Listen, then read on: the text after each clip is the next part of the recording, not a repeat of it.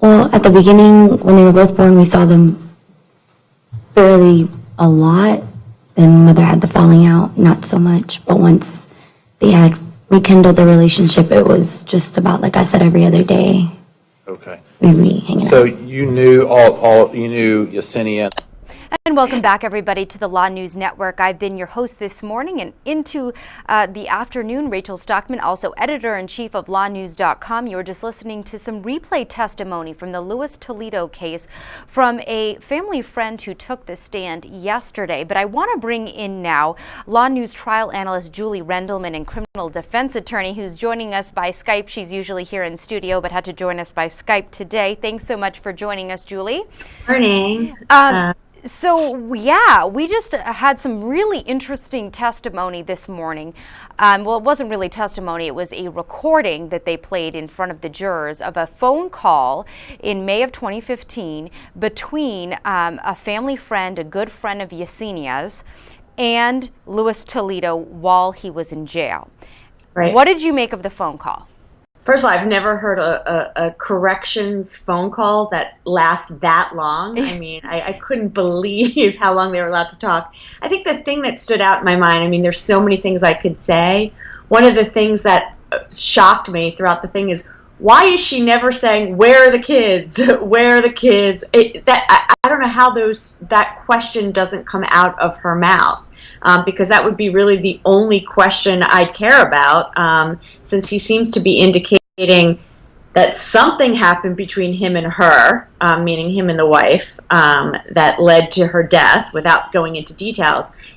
The whole conversation is just so strange to me, but there could be no greater motive than what he talks about in his call to her. Honestly, Julie, that didn't really surprise me that much because I think she already suspected that he did it.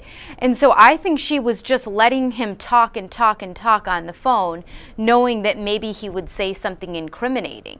But you're saying, why didn't she try to get him to admit to more? There comes a point where you're on the phone with him for God knows how long that you start to ask those questions. Remember, he is starting, at some point he alludes to something happening to her that night, and refers to some type of attack by her on him.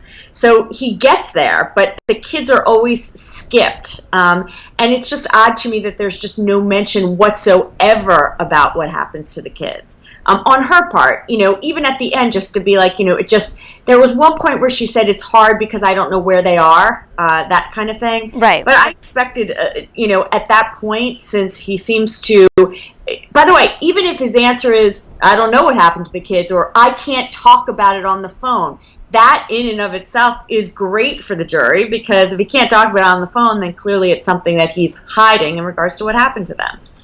Right. And, the phone call, like you said, just plays into the prosecution's case so well because this man is just seething, oozing with jealousy. He can't think about anything else other than the fact that his wife was unfaithful to him. This is like I don't even know how it took a lot out of my life, but it was a very long call. And if you notice, there's no remorse. Right. There's no guilt. All there is him blaming her for whatever predicament he's in right now. And it's just so telling in regards to kind of, he seems to have no other focus other than to prove to her what kind of, woman she was friends with. So, Julie, let's talk, moving on from the call, because they are in a brief break in the Toledo case. What do you make of the case? It seems like a pretty big slam dunk at this point for the prosecution. We don't have the bodies, which is about the only thing we're missing, but we have the confession. We have some DNA evidence. What do you make of it? The issue I see, and maybe I don't view it the same way as other people, I think that the case regarding the children is more solid for murder than the case with regards to the wife. And I say that because when he describes the death of his wife, he makes it as though there's some level of self-defense or manslaughter or something. And so the jury is left to wonder the specific cause of death. Is it true that they had an altercation and she ended up dead? Remember, there's text messages between them where he says, "You're always attacking me. I never touch you. You're always the one going after me." The children are easier because there is no claim, and there can't be a claim of self-defense with regards to them. And so for me, I think it's much more solid for a jury to believe that it's possible that the actual death of her was during some type of struggle between them, but that the kids ended up kind of as those that got punished for seeing what they had seen. But in a sense, isn't the case against the kids weaker because, you know, like there is no clear motivation for killing the children, and there is, he didn't admit to it in the recording when he was interviewed by police. I mean, there's a little DNA evidence, but it's nothing bombshell worthy. Well, here's my question. You're a juror. What happened to the kids? Right. There is no explanation whatsoever as to what happened to those children other than they are dead. And so to me, and that's the irony of like this kind of circumstantial evidence case, the fact that almost he doesn't speak of them other than to blame a neighbor for the death of those children. Which is so absurd because the fact that Tyshawn Jackson, the neighbor that you see right there, could have done this really... Who has absolutely no motive. Right. It makes no sense. Right. The only person who has a motive is him. And so I could see a jury believing that he intentionally killed the children because he couldn't leave behind witnesses, but that the issue of whether it's a murder or manslaughter with regards to the wife might be more of an issue. Remember, but here, Julie, here's the thing. Let me ask you this. Sorry to cut you off there. But if you're saying that, okay, maybe the case for killing the wife, murdering the wife, second degree, is weaker, why would then he kill the children if he really did believe, right, that she attacked him? Then even if the children were witnesses, couldn't he just tell the police, "Oh my goodness, she attacked me"? I mean, he could do a lot of things, but many individuals don't think that way. And so when there's a couple things. One is, and remember, when I say murder or manslaughter, that it doesn't mean that it was necessarily like pure self-defense, but it may not have been a situation where he walked into the house planning to kill her. It may have been a situation where they began to fight and he, overtook her and killed her. I don't know. We don't have the bodies, obviously, to know specifically what happened to her. But yeah, he may have been in a position to think, well, they wouldn't believe me. I'm the guy, she's the girl, she's the one that was cheating, so therefore I have more of the motive. Also, keep in mind, and this adds to kind of the murder for all of them, is one of the things that I think is so telling in regards to what he says on the call is, my whole life was her and the kids.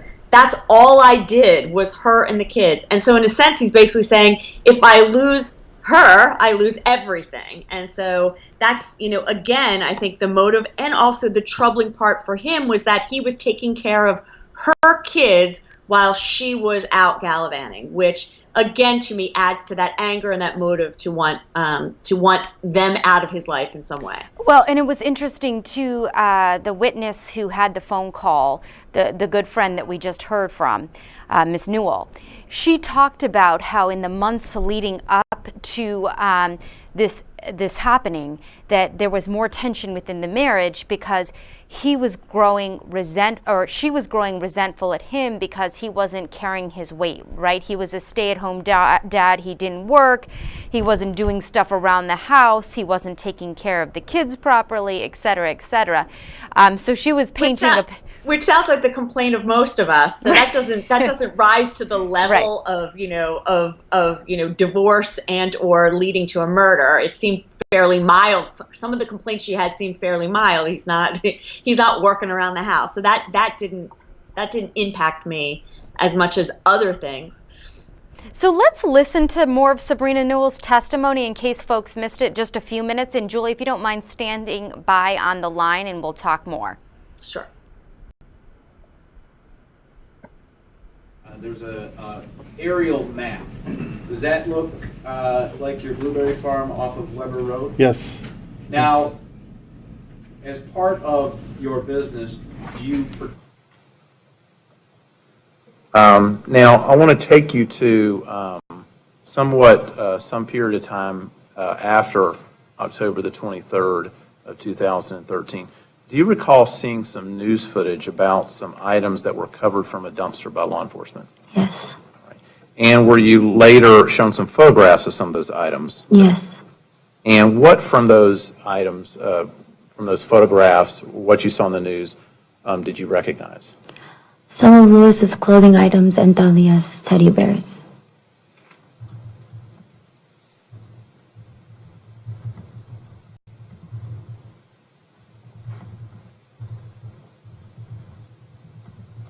Did you know some individuals by the name of Yesenia Suarez, Luis Toledo, Talia Otto, and Michael Elijah Otto? Yes, I do. And how did you know Yesenia Suarez? She was like an aunt figure to me. Okay, and when you say like an aunt figure to you, did you witness arguments between the two of them? Not in the beginning, towards the end. Okay, well, talk to us a little bit about that. When did you begin to see, we actually witnessed them arguments and stuff? In like towards September, October. Toward the end when she disappeared? Yes. What were these arguments about? Just things of him not keeping up with the house, not doing his part. What was Yesenia, what was she doing at the time in terms of work, school? Work in school. Okay. And also taking care, of things with the kids. Okay. And what was Luis Toledo doing at the time? To my knowledge, he was just a stay-home dad. Okay. He was not working at all? No. Were you aware that he went to school? He didn't start school till later on. Okay. And so I want to talk to you a little bit about, or have you talk to us a little bit about sort of the kind of the roles that they were playing at the time.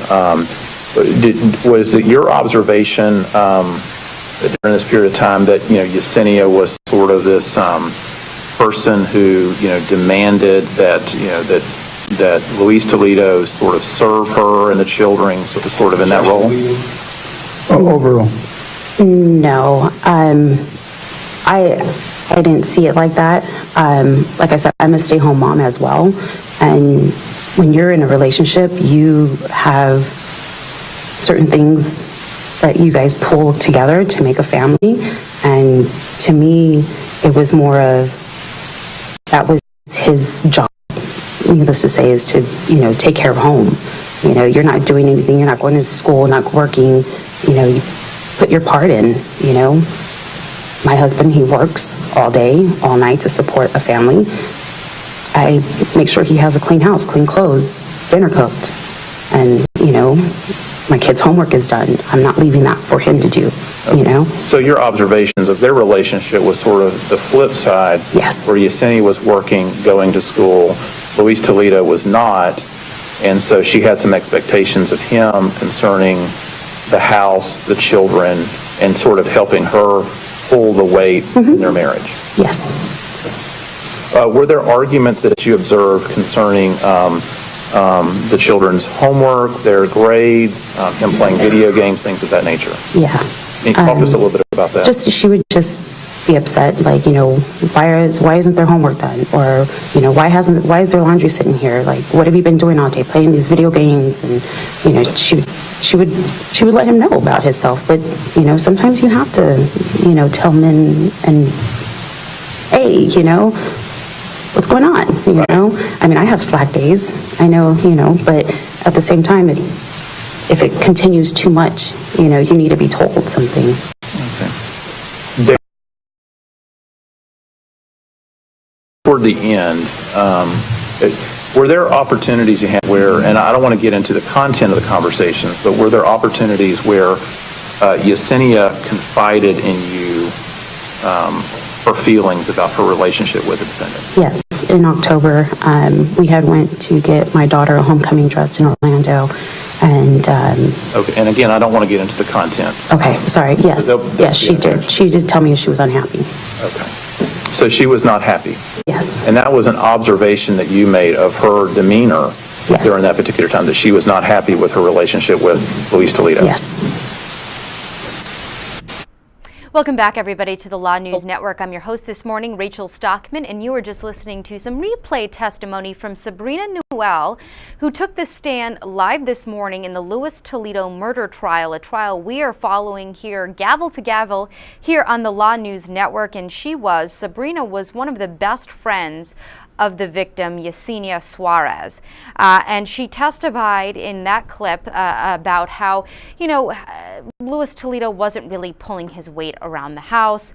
And then we heard this really critical call in which Toledo, in May of 2015, called Sabrina up from jail, a collect call, and it went on for about 40 minutes, so much so that actually they ran out of time and it just hung up on them.